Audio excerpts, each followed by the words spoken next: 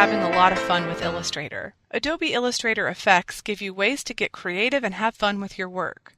Turn your graphics into a watercolor painting.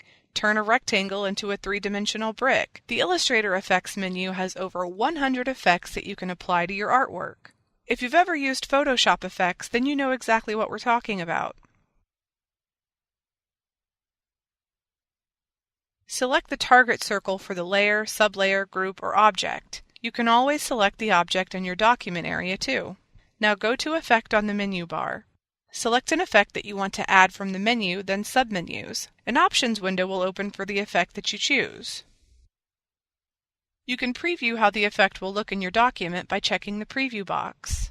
Here we've opened the 3D window for bevel and extrude. You can see the preview box on the left. Now set your options. When you're finished, click OK.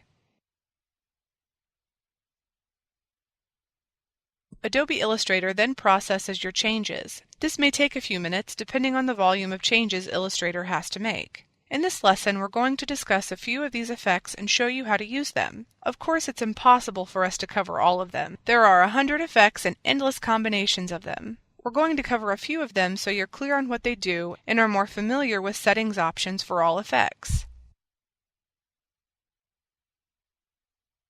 You can use the Convert to Shape effect to change an object's outline to a rectangle, rounded rectangle, or ellipse without changing the path. In the Options box, you can enter the height and width of the converted shape. First, select the object, layer, or group that you want to convert. Next, go to Effect, Convert to Shape, and pick a shape. We've picked a rectangle. The Options window now opens. Set the side and whether you want an absolute value or relative to the original object shape. Click OK when you're finished. This is what we see when we deselect our object. However, if we use the selection tool, we can still see our original shape with its path. If you want to make your object look like it was hand-drawn, you can apply the Scribble Effect. We're going to use our star once again. Select your object, layer, or group, then go to Effect, Stylize, Scribble. The Scribble Options window appears. I always select Preview first. Now let's go through the options. Settings allows you to select a preset for the Scribble effect. Angle allows you to enter an angle value or rotate the dial. You can change the angle of the sketch lines.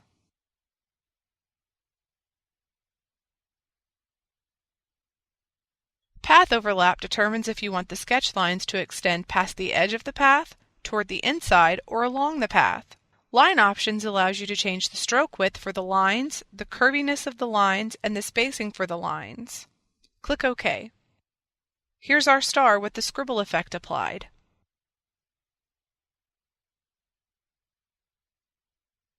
An inner glow spreads a color from the edge of an object inward.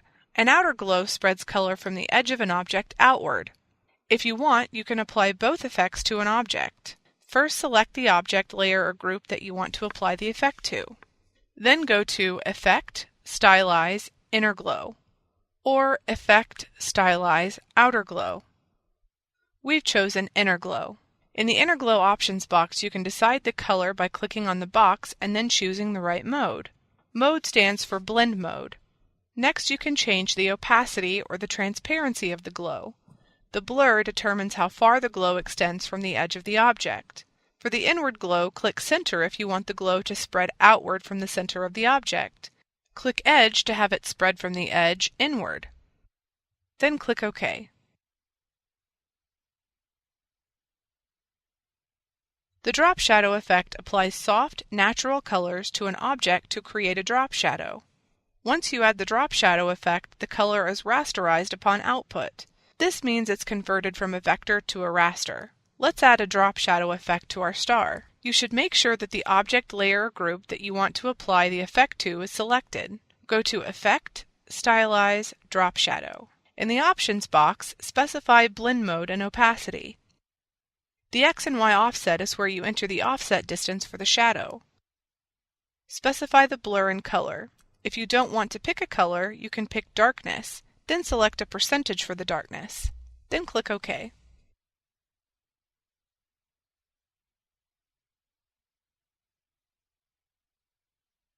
Using 3D effects in Illustrator, you can turn two-dimensional objects into three-dimensional ones.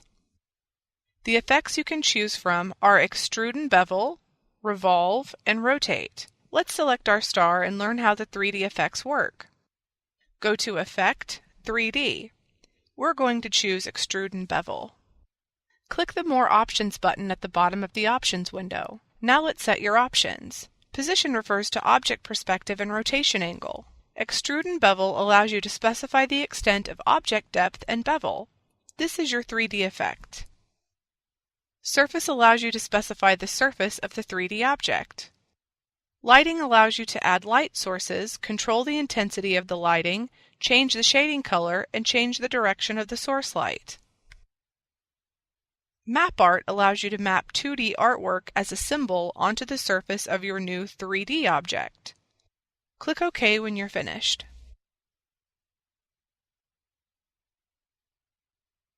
Warp Effects allows you to apply distortion effects to objects.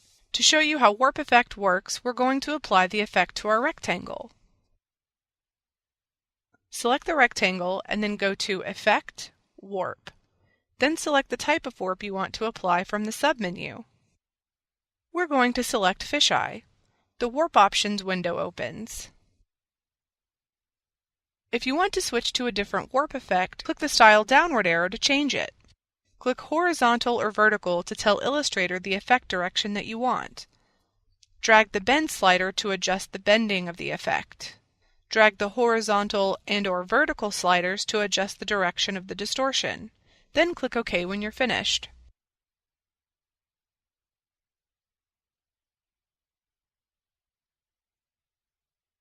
The Distort and Transform effects help you to apply different types of distortion and transformation effects to your work.